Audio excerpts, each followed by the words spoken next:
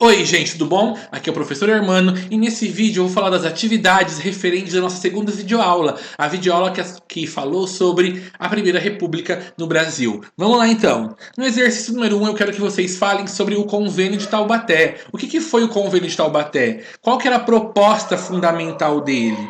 Como que o governo reagiu em relação a essas ideias, essas propostas dos grandes cafeicultores da época? Então explica para mim o que foi o Convênio de Taubaté, qual que era a ideia principal deles, como o governo reagiu a essa ideia. Na atividade número 2, nós vamos falar sobre a questão indígena, sobre o papel do Marechal Rondon. Então, a atividade 2 fala o seguinte: fale sobre o papel do Marechal Rondon na defesa das questões indígenas na Primeira República. Na sua opinião, na sua opinião, as populações indígenas vêm sendo respeitadas? Ela tem seus direitos garantidos pelos governos atuais ou estão sendo desrespeitados? Justifiquem a sua resposta. Então aqui é para falar sobre a importância do Marechal Rondon na questão indígena e na opinião de vocês para defender se eles estão sendo respeitados hoje em dia ou não pelas nossas autoridades.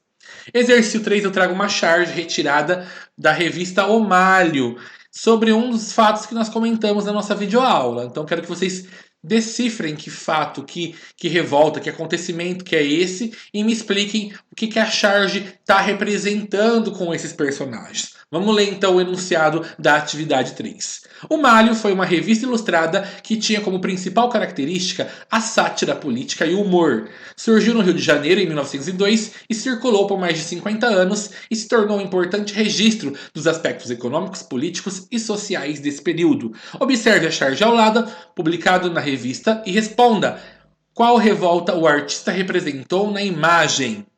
Quais as intenções do autor ao criar essa charge? Na atividade 4, nós vamos falar sobre o seguinte. Vamos lá ler o enunciado.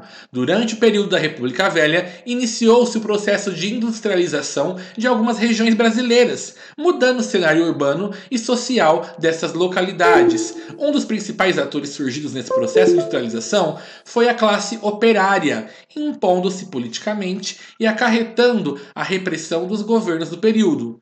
Quais as duas principais tendências políticas que influenciavam os trabalhadores e quais as diferenças entre elas? Então eu comentei com vocês na aula sobre duas ideias, duas correntes que influenciavam o pensamento dos trabalhadores naquela época, na hora de fazer uma manifestação, uma greve.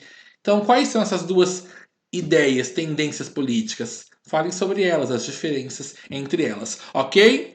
Atividade 5 para encerrar. Em 1918, a pandemia de gripe espanhola assolou o mundo e o Brasil.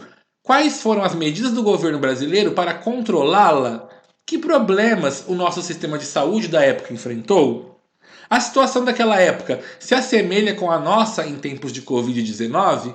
Justifique. Então é para falar da gripe espanhola, como que foi no Brasil, o que aconteceu, se causou problemas para nós brasileiros naquela época e se a gente pode fazer um paralelo, comparar a gripe espanhola de 1918 com o Covid 2019. Será que a gente está vivendo os mesmos problemas ou coisas parecidas? Falem sobre isso, ok?